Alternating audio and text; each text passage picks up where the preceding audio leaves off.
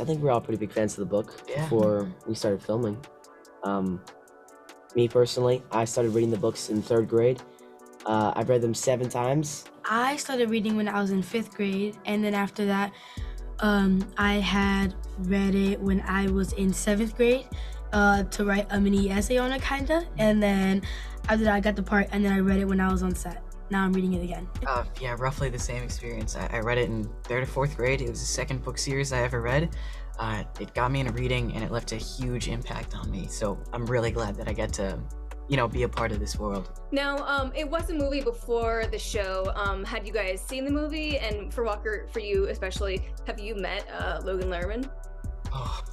I think we've all seen the movies, and I have not met Logan Lerman. I would love to someday. Yeah, I would like to get his take on how he played Percy Jackson. I think that'd be pretty cool. I think Logan Lerman did a really great job in the movies. He's playing Percy. That's one of the things that kind of stands out to me in that movie. One of the really great things about it is his performance and how he translated, the character off the page.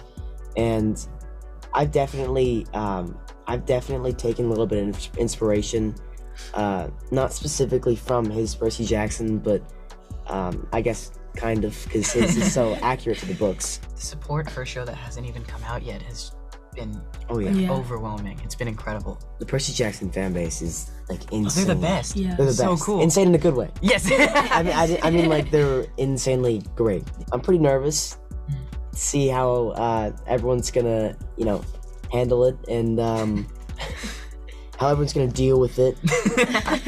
But I'm mostly excited. Yeah. I took into how Miss Alexandra was. I really liked how she still showed that she's the baddest one there. That was straightforward. When I was trying to practice, I studied on it. I watched how she did certain things. While even watching it and stuff, I saw how the connection was again, how later on in the story, the friendship builds inside of the trio, you know what I mean? So I wanted to make sure that I put that in there where I was someone who has a backstory.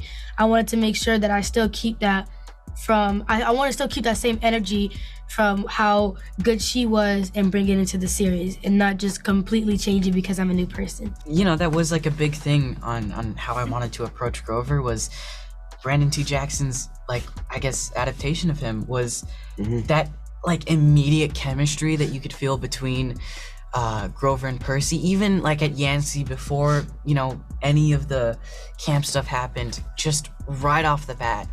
Even at that first scene at the pool too, you could tell that they were really good friends, and that's something that I really wanted to try and